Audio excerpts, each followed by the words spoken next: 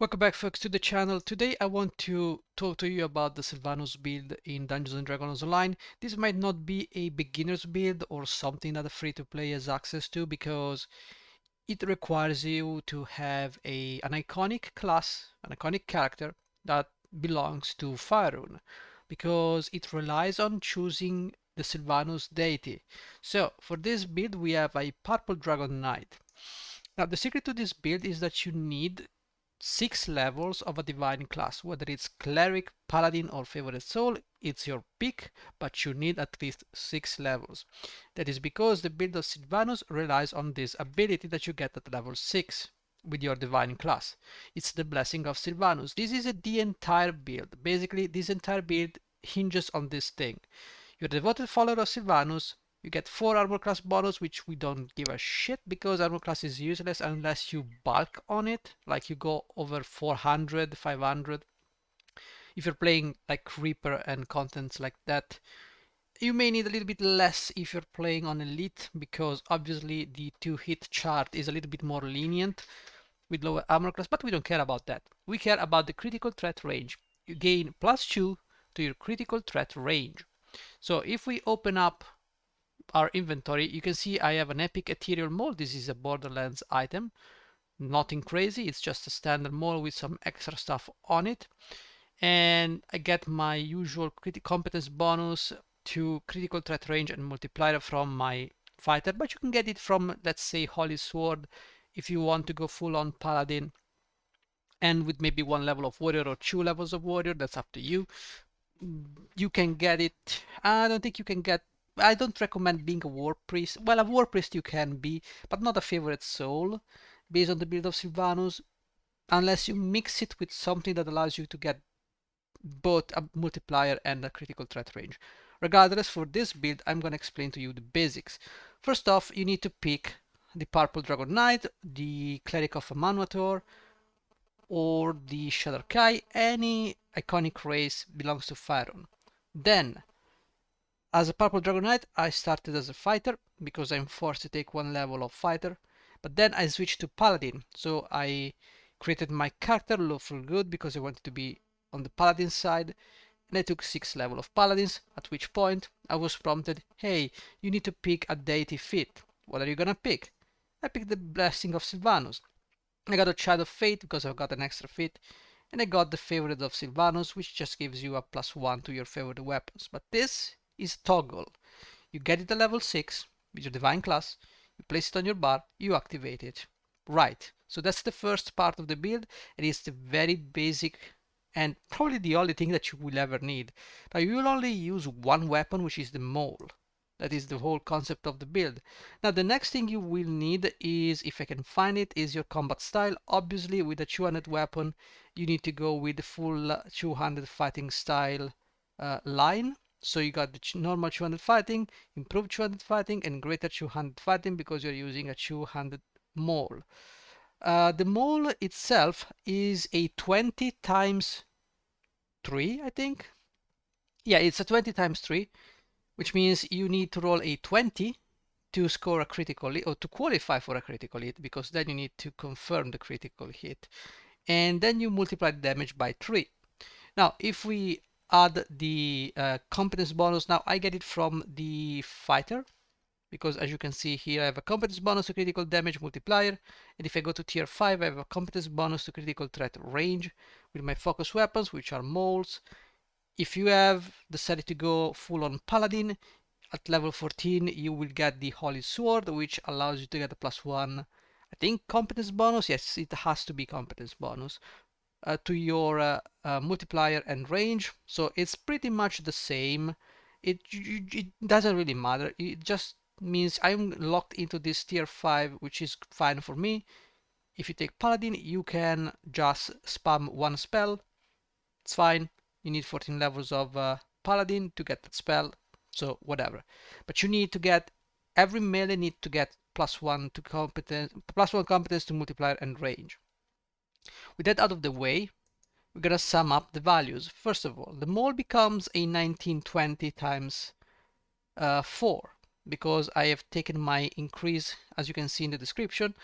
increase critical threat range, increase critical damage multiplier. But then I've got the Blessing of Sylvanus, which adds a +2 to the critical threat range, making this two-handed weapon a 1620 times 4. Now this is not the best weapon, and I think you can make it even more meta if you maybe choose the War Priest. I don't think you can make War Priest Barbarian with the Holy Sword. Not do I need... No, we don't need the Holy Sword if we go War Priest Barbarian. You can make War Priest Barbarian and, you know, pick the Berserker or whatever it is to increase by 2 your critical multiplier instead of having a +1. It wouldn't be a bad idea. And if you can mix it or make it so that you get a +3 instead of a simple +2, you would be in a great position. But there's a lot of meta building that you need to go through to get that stuff working, and multiclassing, generally speaking, is something that you have to do if you are proficient with Dungeons and Dragons Online. Very much so, because you can really screw your build. So I don't think if you're looking for this video, you are proficient enough to multiclass deeply into a build. So we're gonna streamline and keep it very simple. Obviously, every point can go either into strength or charisma. It depends on how you shift your damage. Now, as a Purple Dragon Knight, I have access to charisma based damage, but it's not for moles. I think this is this one, charisma or strength, whichever is high for short sword, long sword, bastard sword, and great sword. So this is not good because it's not for favorite weapons. If you had a favorite soul, you can switch your damage to charisma. I don't know why you will want to be a melee favorite sword, but hey, the option is there on the table. So if you are a Purple Dragon Knight or maybe a Cleric of Amanot or whatever, strength, constitution, and charisma, I suggest charisma, because if you are smart, you will take paladin and get a boost to your saves. How does this work? Well, you need to get three points of charisma added to your saving throws. I mean 3 points of modifier here per level of paladin.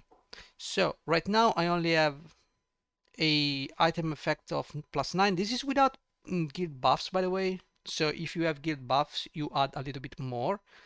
But I do recommend getting Paladin for a couple of reasons. The first one is the added saving throws, immunity to fear, and then you have the enhancement trees of the Paladin. But that's just the tip of the iceberg, because we have access to level 2 spells. And we have access to Righteous Command. If we get 8 levels of Paladin, which I did, I am a level 12 fighter and level 8 Paladin.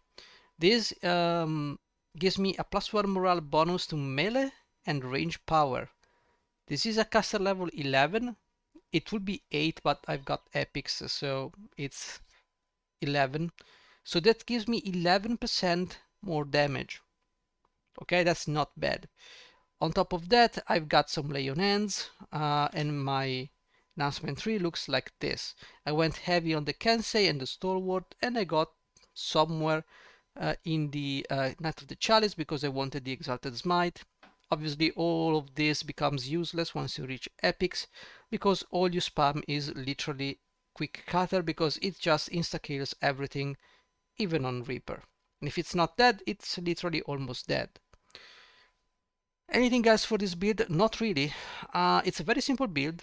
It was a flavor build that came out very powerful back in the day, given the lack of access to a lot of the critical options that we have today. This was a very strong build, but there are a few problems that you need to be aware of. First of all, it's squishy as hell. I know a lot of veterans of DDO will recommend you not using a shield, but these people, please keep in mind that they play with, like, you know, multi-reincarnations, epic past lives, so they have uh, PRR, armor class, hit points. They don't need a shield. They have like 5 shields through their epic past lives. If you are a new character, maybe you just created this character because you have access to a Purple Dragon Knight or an iconic character, you just want to try the Sylvanus build, please be aware that without a shield, you'll be taking a lot of damage. You'll be lacking armor class. My armor class is 47 right now, which is it's very much dumb. I still have like shard stuff on me. This is cog armor. I could upgrade it, but whatever I upgrade it to, it won't be enough. I need a shield. A shield gives me like 50, 60 armor class.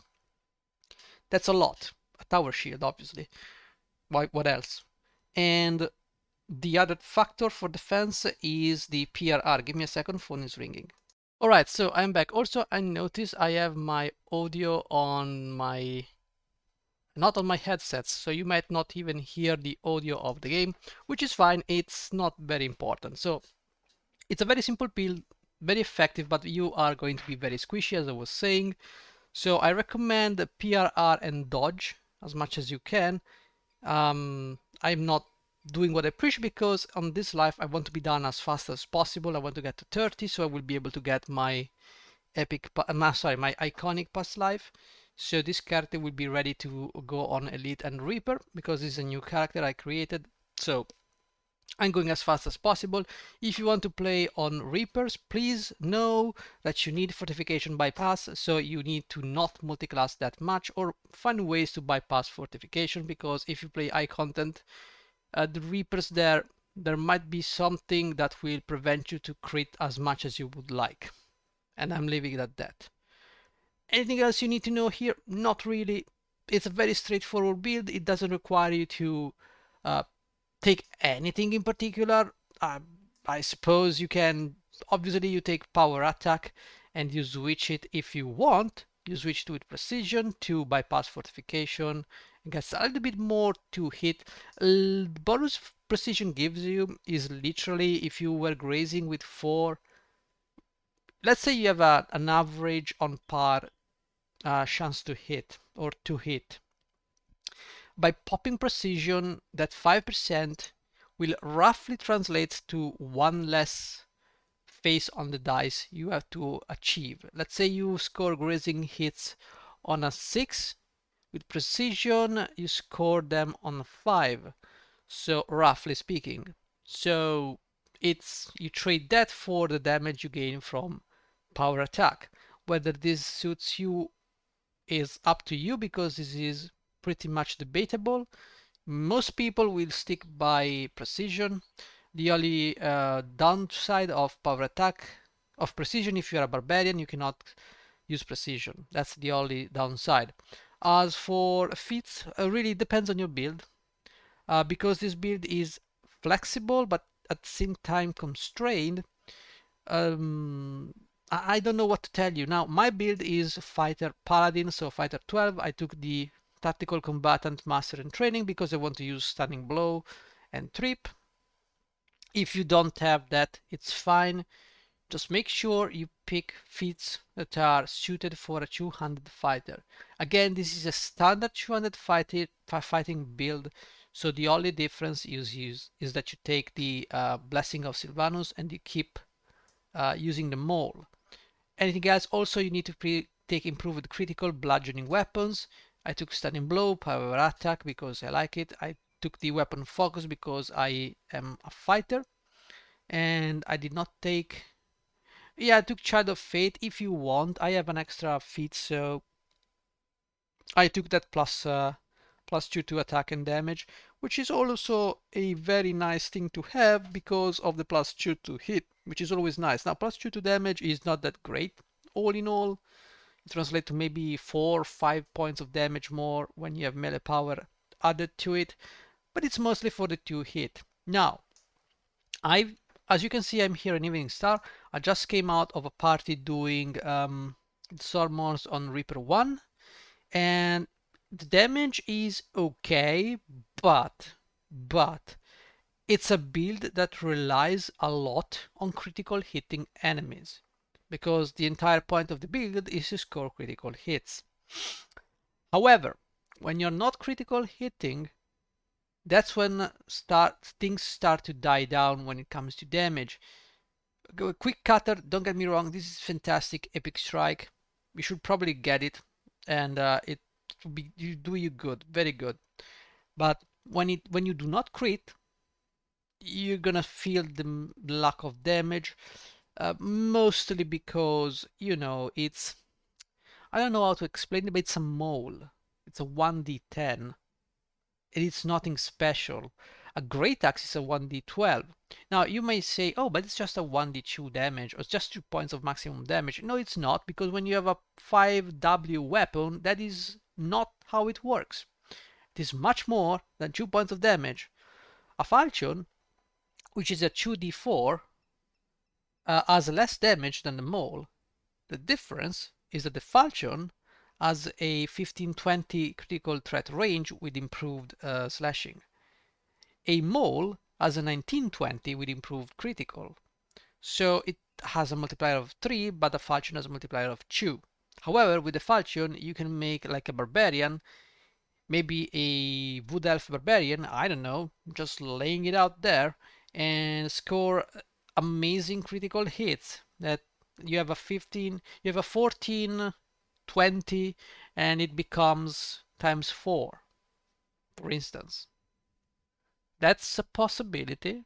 That's definitely a possibility. 1420 times 4 is much better than 1620 times 4 in my book. So this build is very flavor. Pick it up, but be very careful. If you play on the heroics, it's fine, but you will be playing for like 5 levels because you need an iconic character. There is no way you can play a Sylvanus build without an iconic. So it's mostly for epics, but I feel it is a little bit underwhelming, but that's all there is to this build. Now, if you're looking for my specific build, what I'm using on this live, granted I'm rushing through this one because I want to get it done, and I will never play an iconic character if I want to reincarnate. But I wanted to try the Sylvanus build. So I took the Knight of the Chalice enhancement 3 here just to get the Exalted Smite and the Exalted Cleave. This was for heroics contents because I need some AoEs in heroic contents.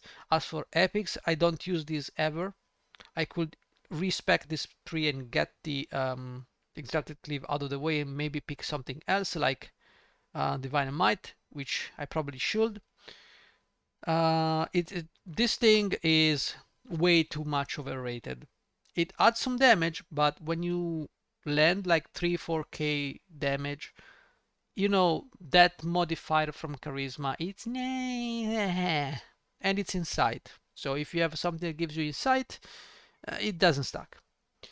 So I took this for the Exalted Smite, getting some extra 2-hit attack and damage from the favorite weapon 3, getting the imbue toggle. It's 1d6, but you may get some imbue dices here and there. For instance, I got one over here from Courage of Heaven, one here from Slayer of Evil. We are sitting at 3d6 of light damage, scaling with melee power. If you want to get more dices of imbue, I'm sure you can slot in some rogue levels or maybe some rogue and dark hunter level. I maybe a Shadow Kai would be a great build for that if you can take that. I don't own a Shadow Kai, but if you own a Shadow Kai, you can try doing a Sylvanus build with a little bit of imbue splashed into it. I don't think you can play as a paladin though. Never saw a Shadow Kai paladin, to be honest. I don't know. Maybe it's possible. I don't know. Someone will come up with that build. Second, I have the Stalwart Defender because I don't want to be super squishy. I took as much stuff as I could. Very important, I took Stand Fast. Stand Fast gives you a 10% quality bonus to maximum hit points, makes you immune to fear and most forms of being knocked down, which may seem like, okay, you don't need Paladin for this build, but I didn't take it for the immunity to fear. I took it for the quality bonus to max hit points. I took some max dex bonus because I was saying the idea was to focus on dodge, not so much on armor class, because without a shield there's no point in focusing on armor class. PRR, saving throws, competence bonus to strength, that's a +6. If you are playing a war priest, whether it's from favorite soul or cleric, you can stack this strong defense with the war priest 3 and get a 12 bonus to strength, 6 sacred and 6 competence. Fantastic. I don't know why you would want to. I mean, if you want to do that, do that. It's okay. I tried doing the War Priest, the 14 Cleric 6 Fighter. I'm sorry, I just couldn't get past a certain level because it was so boring. And so for the Kensei, obviously we take as many points in strength as possible because I rely on stunning blow and trip to work. Those things will keep me alive, and because I have strike through using a 200 weapon and all the with the relevant fit line for that combat style, I can safely like stun and trip 6 enemies total. So I can do a little bit of CC that will keep me alive. Archers are gonna chew through me, and strong melees I need to CC them, and they usually die. I need the hireling to keep me alive. I don't have much healing. That's mostly because I'm playing on Reaper, so my second wind doesn't really work well. And yeah, I took the entirety of the weapon specialization line from the Kensei, got the tier 5. In hindsight, a good death is good, deadly strike not so much. And this is situational also, because the damage that you deal doesn't really scale. It's like 500 that that is being multiplied by melee power. That's about it. So after a certain point, it's like one more epic strike. That's all there is. And I got the critical bonus to threat range multiplier. Anything else here? No, I got the tactical abilities here, +3. I got some extra damage and to hit on. I'm sorry, +3 confirmed to hit, confirm critical hits, and +3 to critical hit damage before multipliers. So this is by, for all intent and purposes, like what, 12 damage on a critical hit that gets added. It's decent. At this because I didn't have anything else better to take. If you want to go dodge and you have the ability to do so because you maybe not wearing any armor, you can take the improved dodge. But that's the build I went for. Are there better builds? Sure, but the essence of the Sylvanus build is just to take the blessing of Sylvanus. So I hope you will not play this build. It's not as fun as it when it came out, and it's definitely a little bit of a squishy build in days and age. That's how you would say it. Now, on a side note, my 8 levels of Paladin allow me to go from 124 melee power. If I cast the Righteous Command, it allows me to go to 135. Pretty nice considering I'm dealing 3000 damage on my epic strike, close to 4000. That's fantastic. It's that 11% is gonna scale very well. Anything else I need to tell you? Not really. This is the whole build. Uh, Pretty mid, I would say. I would never. Okay, if I have to take a build from a melee, unless you are a barbarian, I would never take a 200 build. I would do either a sword and shield or for a paladin, or a bastard sword and shield for a warrior and or any other character. 200 weapons, good for barbarians. They have a lot of survivability, lots of damage. They can burst down the enemies before they can do some real damage. But for any other character, I don't believe in paladins with 200 swords. I don't believe in fighters with any 200 weapon. I believe in them having a shield, like paladin sword and large shield, a warrior with a bastard sword and tower shield, canonically speaking. Then from there you can work your character. But the build of Sylvanus, keep in mind, very niche and not scaling so well. It is what it is, guys.